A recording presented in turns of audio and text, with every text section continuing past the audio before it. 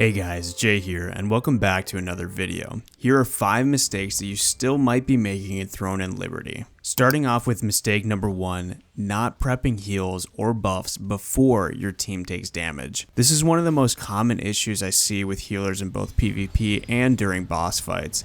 It's easy to get caught up in the moment, especially when your team is under a lot of pressure, but waiting until your allies are already on low health to cast a heal or buff could cause them to wipe or lose the engagement in PvP. As a healer, your job is not only to just heal as the health bars drop, but to also anticipate the damage so that you're not reacting to it. In boss fights, for example, you should already have heals prepped before the AoE or heavy attack damage phases. The way we do this is by utilizing our flash wave or invincible wall before the damage comes in. And in PvP, if you see your team's positioning and the enemy's movement to attack, you should already know when to prep your buffs like your invincible wall or other defensive skills. By prepping heals or buffs in advance, you'll ensure that your team is already supported when the damage comes in, making you much more of an efficient healer and less reactive overall. Ultimately, this will alleviate a lot of pressure on you and your teammates. Mistake number 2 is overhealing.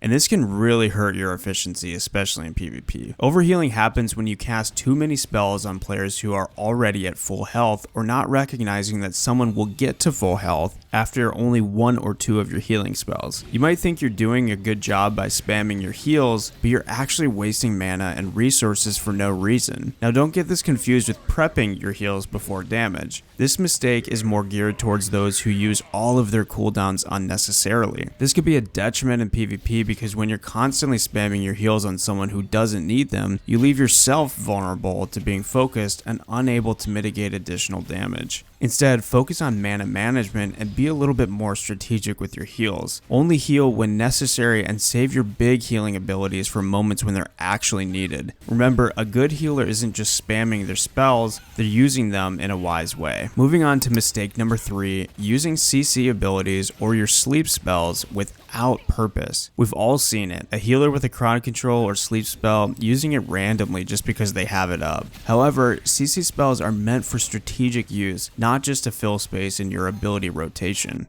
CC abilities like Sleep, Tornadoes, or Roots can be game-changing, especially in PvP, as you could potentially control the pacing of the whole match. But if you're using them recklessly, you're either wasting a crucial ability, or worse, preventing your team from capitalizing on the right moment. Instead of just spamming your CC abilities, use them strategically to disrupt key moments, such as using a sleep on a greatsword user while he attempts to hit your teammates. Another example in Arena, using sleep on a healer when there is a kill opportunity on the DPS could secure a kill and ultimately win the match. Moving on to mistake number 4, which is not communicating with your team to group up in large-scale PvP. I know this one seems simple, but it's surprisingly common, especially when things get hectic.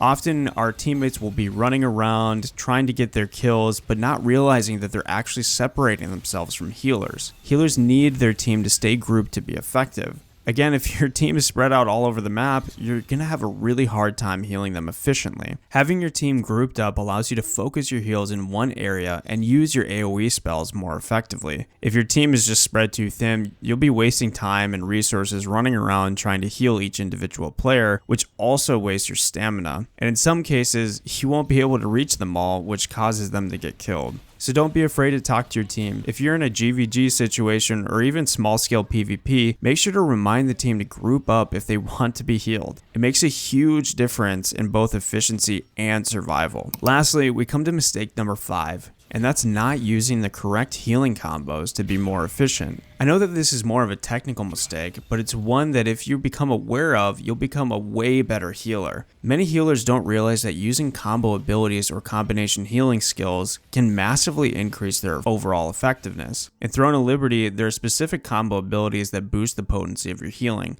For example, using Healing Touch with Nature's Blessing, assuming you have the specialization, will increase the potency of Nature's Blessing. Another example is using Blessed Barrier before using Swift Healing to make Swift Healing much more powerful. Take the time to learn your abilities inside and out and make sure you're using the correct specializations to pull this off. Know which spells work in tandem and when to chain them together for maximum output. Not only will you heal more efficiently, but you'll also conserve more resources and help your team in the long run. So there you have it, guys. These are my 5 mistakes that healers make in Throne of Liberty and how to avoid them. Remember, anticipate damage, manage your heals effectively, use your CCs wisely, communicate with your team, and always maximize your healing combos to be more efficient. Thank you guys so much for watching. I hope this helped you out, and I will see you in the next one.